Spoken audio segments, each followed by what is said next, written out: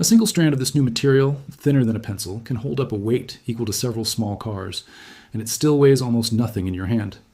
Scientists in China have grown a fiber made purely from carbon that is many times stronger than steel of the same size, while being far lighter than steel could ever be. This is not a rumor from a random lab, and it is not a piece of exaggerated internet hype either. It is a real material, tested, measured, published in scientific journals, and now being watched closely by aerospace companies, cable makers, and battery producers around the world. Some early versions of this fiber are already being sold in small quantities for specialized aerospace and electronics work, while stronger structural versions are still being refined in research labs. Before we get into how strong it really is, how it was actually made, and who is racing to use it first, you need to understand why steel has ruled construction for so long, and why this new fiber is only now becoming able to challenge it after decades of failed attempts by other researchers. Steel became the default building material of the modern world because it does something very few materials can do at a massive scale. It bends before it breaks. When a steel beam is pushed past its limit, it does not shatter without warning. It stretches, sags, and groans first. That warning sign has saved countless lives over the last 2 centuries because engineers can spot a stressed steel beam and fix it before it fails completely. Add to that the fact that steel can be produced almost anywhere, using well-understood methods that have barely changed in their basic chemistry for generations, and you get a material that governments, builders, and shipyards trust completely. A single large cargo ship can use tens of thousands of tons of steel in its hull. A modern skyscraper can use even more in its frame. Steel earned this position the hard way through more than 150 years of testing, failures, repairs, and lessons that were folded back into better steel and better building codes. But steel has a limit that nobody has ever been able to fully escape, and it comes from the way metal is built at the atomic level. Steel is made of iron atoms, arranged in a repeating pattern, and no matter how carefully that steel is made, tiny defects always creep into that pattern. These are not visible to the eye. You need a powerful microscope to see them, but they are always there, and they are exactly where cracks begin when the metal is placed under stress. Think of steel as something like a finely woven net. From far away it looks solid and unbroken. Up close, there are countless tiny weak points scattered through it. Pull hard enough in the right place, and the net gives way from one of those weak points, not because the whole material failed everywhere, but because one flaw finally lost its grip. This is why ordinary structural steel tops out at a strength of roughly 400 megapascals. Engineers can push that number higher by adding expensive elements, such as chromium or nickel, but the gains are modest and the price climbs fast, and the weight problem never goes away. This creates a strange and frustrating situation. In a very tall building, a large share of the steel frame's job is not holding up the people, furniture, or equipment inside. It is holding up the weight of the steel itself. In some tall towers, well over half the structural budget goes toward fighting the building's own weight, rather than doing anything useful for the people who will actually use the space. It is a bit like packing a suitcase for a short trip, only to discover that most of the space is taken up by the empty suitcase itself. This hidden weight tax shows up everywhere once you start looking for it. Heavier buildings need deeper foundations. Heavier ships burn more fuel to move the same cargo. Heavier vehicles need bigger batteries or bigger engines just to travel the same distance. Heavier aircraft need more powerful engines just to get off the ground in the first place, which then burn more fuel for the rest of the flight, which means carrying even more fuel weight, which then needs even more engine power to lift. Engineers sometimes call this the snowball effect of weight, because a small increase at the start of a design keeps forcing bigger and bigger increases everywhere else, all just to compensate for the original problem. For most of the last century, this seemed like an unavoidable fact of engineering, a wall that could be pushed against but never actually broken through. Researchers had ideas for lighter, stronger alternatives, including advanced polymers, titanium alloys, and early composite materials, but almost all of them stayed stuck in laboratories, too fragile, too expensive, or too difficult to manufacture at any meaningful scale to ever replace steel in the real world. Titanium came close in some aerospace applications, but its high cost and difficult machining kept it limited to specialized parts rather than entire structures. That is the wall that a new kind of carbon fiber is now cracking. Instead of trying to build a better version of a metal lattice, researchers turned to carbon nanotubes, which are essentially tiny rolled-up sheets of carbon atoms, each one only a few nanometers wide, far thinner than a human hair, which itself measures around 100,000 nanometers across for comparison. On their own, single carbon nanotubes are already extraordinarily strong for their weight, dramatically stronger than steel of the same size when you compare tiny individual samples, and some estimates place their theoretical strength dozens of times higher than steel pound for pound. Scientists have known this for decades, ever since carbon nanotubes were first identified and described by a Japanese researcher in the early 1990s.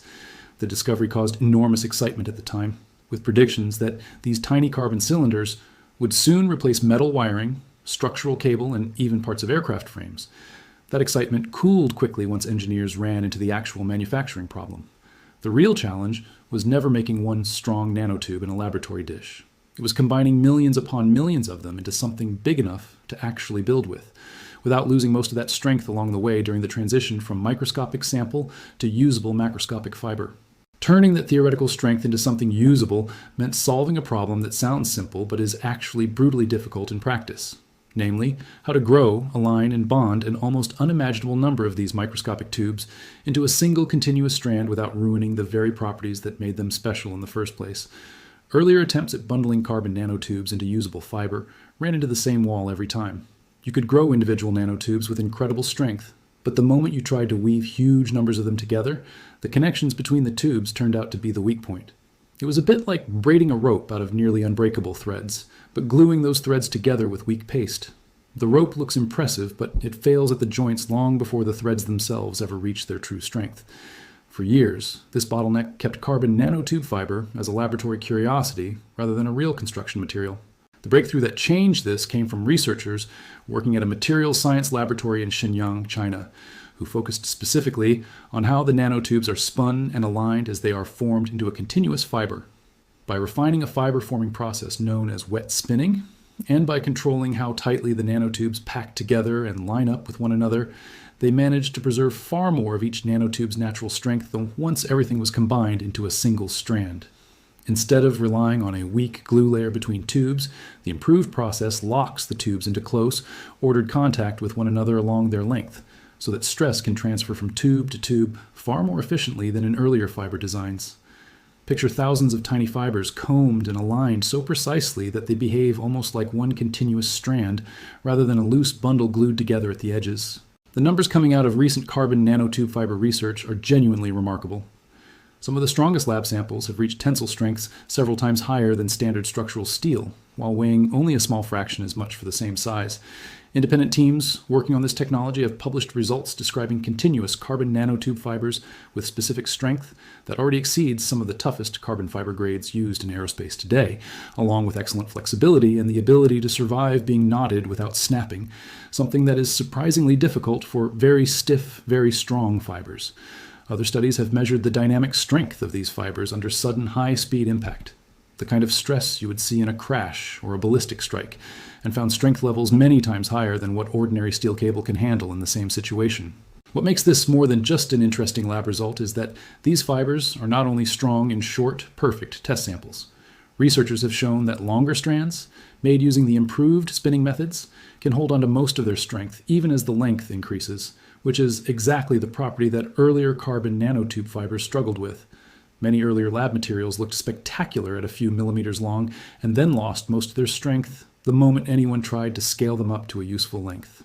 This newer generation of fiber has been far more consistent as it scales, which is a critical requirement if it is ever going to replace steel cable in real structures, rather than staying a novelty in a research paper. None of this comes cheap, at least not yet. Producing carbon nanotube fiber at this level of quality still costs many times more per kilogram than ordinary structural steel, and current production runs are measured in small batches rather than the enormous tonnage that steel mills produce every single day. That sounds like a deal breaker until you remember what the fiber actually offers in exchange for that higher price, because it can be roughly 80% lighter than steel while matching or beating its strength. The real cost per unit of strength delivered looks very different from the raw cost per kilogram. In industries where saving weight directly saves money, that price gap shrinks dramatically, and in some cases it disappears entirely. Nowhere is this more obvious than in aerospace, where engineers already accept costs of 10 times more or even higher for every kilogram of weight they can shave off a spacecraft or an aircraft component. Every kilogram sent into orbit costs a serious amount of fuel and money, so a lighter cable, strut, or casing is not a luxury upgrade. It is a direct and immediate saving on the total cost of a mission. The same logic applies underwater.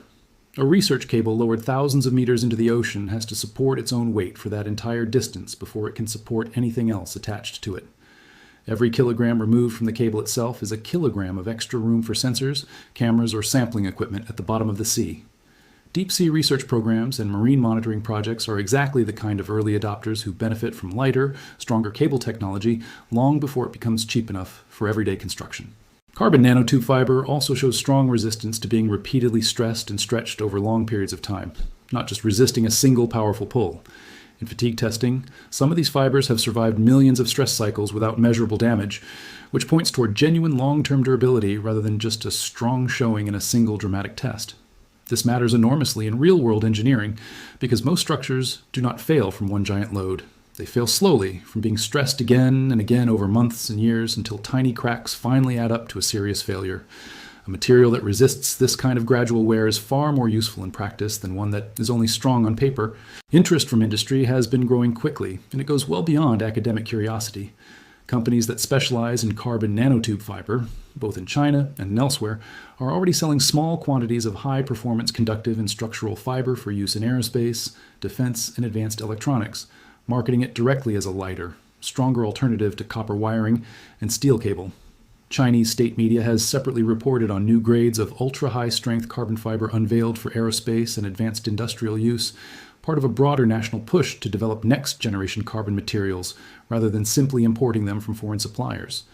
This kind of government-level attention tends to bring real practical benefits along with it, including easier access to funding, faster regulatory review, and stronger incentives for factories to retool their existing production lines rather than wait for someone else to prove the technology first.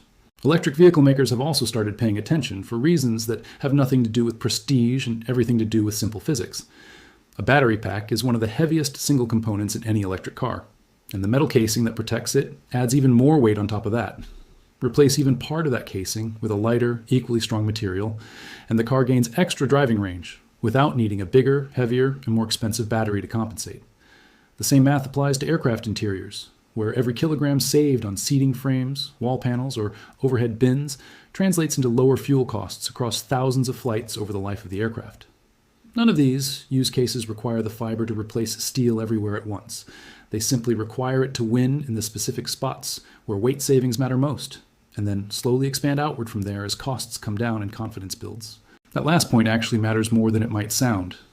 A huge advantage of carbon nanotube fiber production is that it can often be adapted using equipment that already exists in carbon fiber and advanced textile factories, rather than requiring entirely new manufacturing plants built from scratch. This is a very different situation from many past wonder materials that needed billions of dollars in brand new infrastructure before they could be produced at any real scale. When a new material can be made using tools a factory already owns, adoption tends to move much faster because the barrier to entry is retooling rather than reinvention. There's also a quieter, less glamorous side to this story that rarely makes it into the headlines. Building a new material supply chain is not only about chemistry and physics, it is about training workers who know how to handle it safely, building testing labs that can certify it for different uses, and writing insurance policies for structures that use it, none of which happens quickly, no matter how good the underlying science is. Every one of those steps takes years of careful, unglamorous work, and skipping any of them to rush a new material into widespread use is exactly how safety failures happen. This is part of why even genuinely superior materials often take 20 or 30 years to move from an impressive lab result to something ordinary people rely on every day without a second thought. Still, it would be dishonest to pretend this material is ready to replace steel everywhere tomorrow. There are real and serious obstacles standing between today's impressive lab results and a future where carbon nanotube fiber quietly replaces steel cable in bridges, ships, and buildings around the world. Production volumes remain small compared to global steel output, which is measured in the hundreds of millions of tons every year. Quality can vary noticeably between production batches, since the strength of the final fiber is sensitive to small changes in humidity, temperature, and processing conditions during manufacturing. Building codes and safety standards in most countries have no established framework yet for using carbon nanotube fiber as a primary structural material, which means any serious construction use in places like the United States or the European Union would require years of additional testing and regulatory approval before it could be legally used the way steel is used today. Other countries are not standing still while this technology develops. Research groups in the United States, Japan, and South Korea have all published their own work on carbon nanotube fibers over the past several years, each chasing the same prize of combining high strength with lightweight and good conductivity in a single material that can actually be manufactured at scale. Some of these teams focus more on electrical performance, aiming to replace copper wiring in situations where weight matters as much as conductivity, such as inside aircraft, satellites, and electric vehicles. Others focus more on pure mechanical strength for structural and cable applications. This kind of parallel competition across several countries tends to speed up real progress, because breakthroughs in one lab often get noticed, studied, and improved upon by rival teams elsewhere within a year or two, rather than staying secret for a decade. It also means no single country is likely to hold a permanent monopoly on this technology once it matures, even if one nation currently leads in publishing the most eye-catching results. Perhaps the biggest gap of all is time itself. Steel earned the trust of engineers not just through its raw strength numbers, but through more than a century of real-world use, including every collapse, every crack, and every hard lesson that got folded back into safer designs and stricter codes. Carbon nanotube fiber, for all its impressive lab results, simply has not had that long track record yet. Nobody has watched a carbon nanotube cable sit exposed to real weather, real corrosion, real vibration, and real human error for 30 or 40 years, the way engineers have watched steel behave under those exact conditions. That kind of long-term confidence cannot be manufactured quickly. It has to be earned slowly, one successful decade at a time. None of these challenges take away from what the underlying science has already proven is possible. For the first time in a very long time, researchers have a real material that breaks the old and seemingly unavoidable link between strength and weight that steel could never escape, no matter how it was alloyed or treated. That is not a small tweak to an old idea. It is a genuinely different kind of answer to an old problem. The places that stand to benefit the most from lighter, stronger materials are often the places that currently have the least access to advanced manufacturing, including coastal regions facing rising sea levels, mountainous areas where hauling heavy steel is difficult and expensive, and disaster-prone regions that need to rebuild quickly and efficiently after floods, earthquakes, or storms. Right now, access to this kind of advanced fiber is extremely limited and concentrated in only a handful of countries with the research infrastructure to produce it. It is worth pausing here to think about what a genuinely lighter, stronger world would actually look like in practice, beyond just the engineering charts and strength numbers.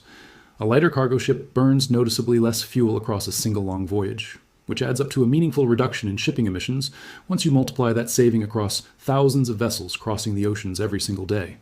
A lighter, high-rise building can push a little bit higher on the exact same foundation, opening up new possibilities for cities that are already running out of room to spread outward and have no choice but to keep building upward.